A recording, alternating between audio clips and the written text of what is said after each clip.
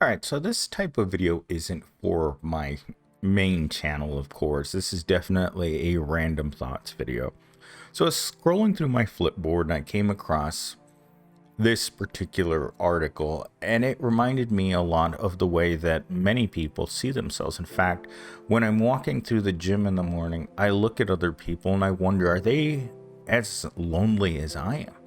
Because after you get out of college, the amount of people that you're going to meet really goes down a lot. Like from having tons of people around to sitting by yourself all the time. And that's just because when you're in college, you're around other people who might be single, who might have free time, who actually want to talk to you.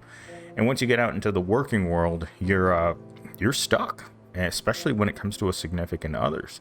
And reasons why you might not have friends is you're shy, social anxiety, you move around a lot, you're a loner. That's big for me.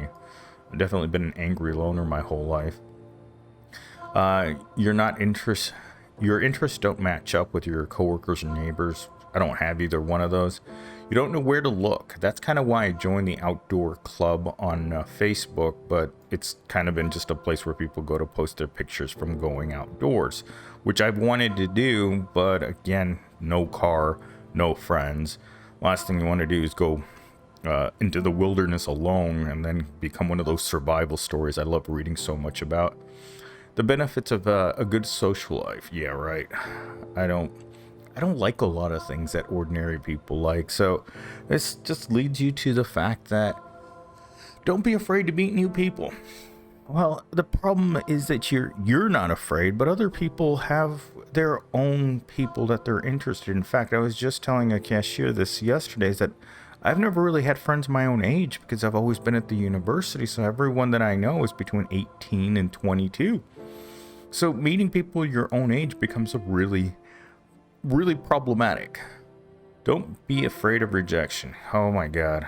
Sometimes I think about rejection as just being a constant reminder of sucking at life. I mean, I've had more rejection in my life than anything else. I think when I think back to my life and rejection, it's constant. Find people who have similar interests. That's another issue because I have a lot of interests, but I don't really share them with a lot of people.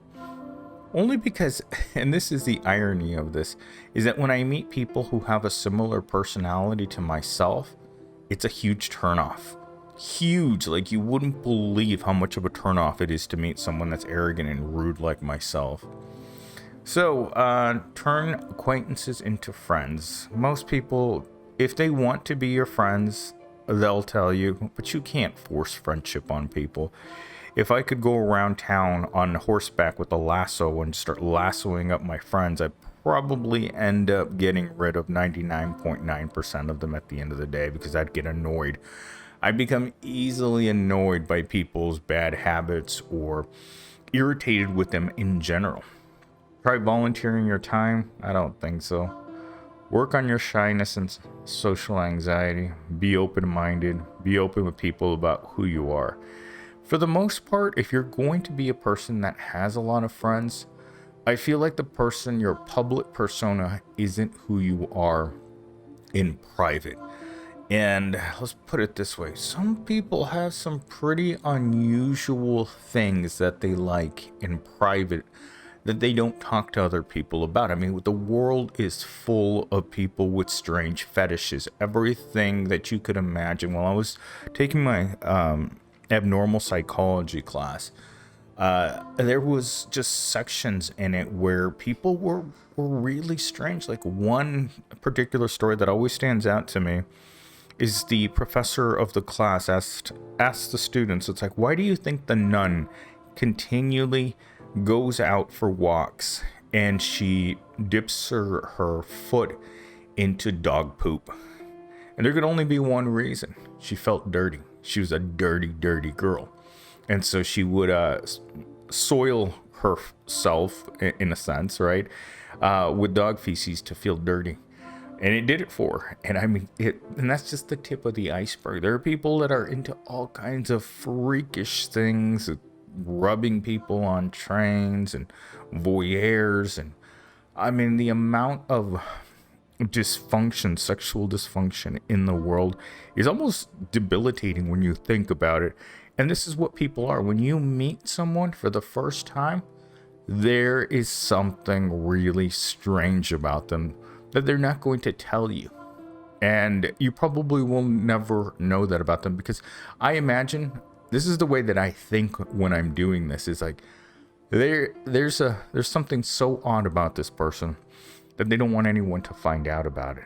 And everyone is like that. It's not like they can hide it. This was actually my favorite one. Give compliments. This is one that I've been doing with Veronica at the gym, and she's still very on the ropes about me. Like some days, like she tries to avoid me, and other days she just comes running up to me to say hello. But I usually get the, I'm busy, don't talk to me right now attitude from her. And the, you haven't talked to me in 3 days person shows up if I start ignoring her. But yeah, then that's just the way life is. You can't control what people like. And I still don't know whether or not she just tolerates me, or we live right next to one another, when it comes to like physical terms. She lives right, I could be at her house in 30 seconds. She lives just across the way. We go to the gym at the same time. Our routines at the gym sometimes match up exactly. Like tomorrow when I go in to do legs, we're both going to start at the leg press, and then we're going to move over to Romanian deadlifts. Then we're going to move over to leg extensions. We literally are shadowing each other the whole time that we're there. But no, we can't be friends because she doesn't want that. And I mean, we've lived next to each other for 2 years. It's not like we just met. We've been shadowing each other for 2 whole years, and it's not going to happen. And so sometimes I just look the other way because I don't know what mood she's going to be in. Don't come on too strong if you want to make new friends. You might find yourself smothering someone, getting too attached, or even pushing them away with your overbearing neediness. This is something that I get when people want to, when they want to text you all the time, when they want to hang out all the time, when they want to call you or message you, or they just want to be in your space. And I like getting into a situation where I know what you're doing all the time, all day long, because everyone has their schedule, right? Everyone gets up at around the same time every single day. And they go to sleep at around the same time every single day.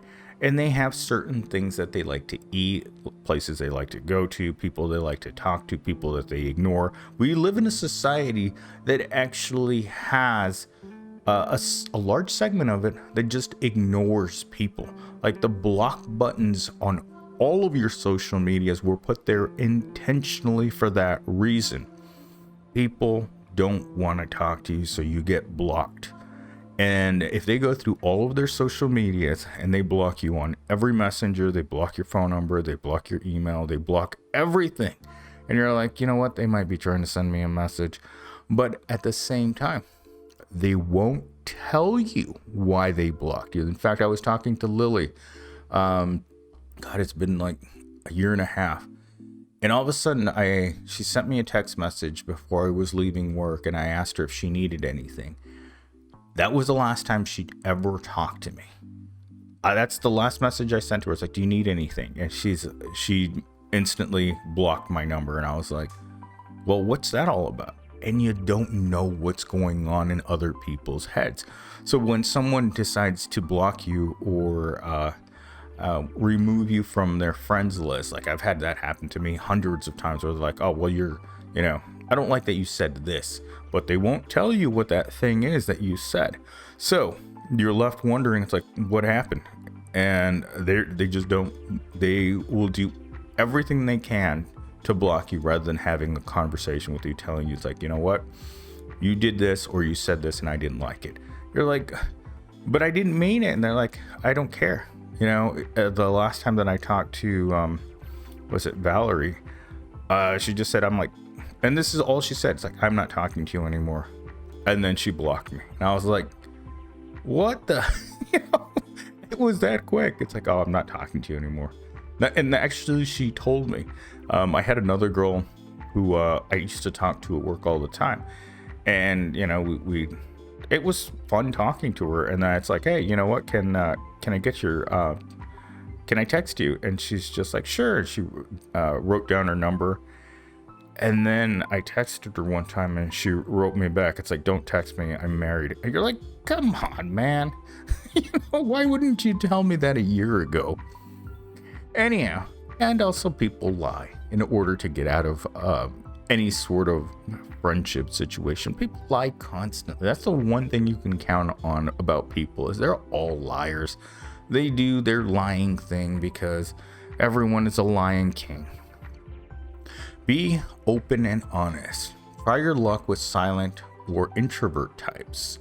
And this is I took a risk on one of these silent introvert types. I sat next to Jessica for 2 years. And at the end, I think she was getting drunk with one of her classmates one night. And she just sent me a message, one text message. And she's like, I don't want to talk to you anymore. And that was it. And I was like, that's it? And then she's just like, I'm drunk and I don't want to talk to you anymore. I was like, I spent 2 years trying to break into this introvert's life, and she was not an attractive person. Like, she would send me selfies and I'd look at them like, you know what, this is kind of ugly. And you're like, you look at your phone, you're typing it in, you're like, ew, what am I doing? But sometimes it's a challenge to break into introverts' lives because they are very secretive people. So, with that said, I think that's going to end this particular video.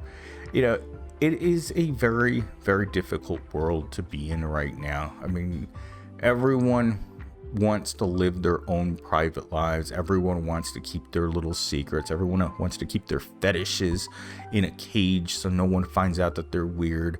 I'll tell you what. Everyone's weird. If you like donkeys, or you like cows, or you like butterflies, or, you know, whatever you're into, there's going to be someone out there who's going to judge you for it. And that's exactly really what it comes down to, is we know that we're constantly being judged by others, and it's painful.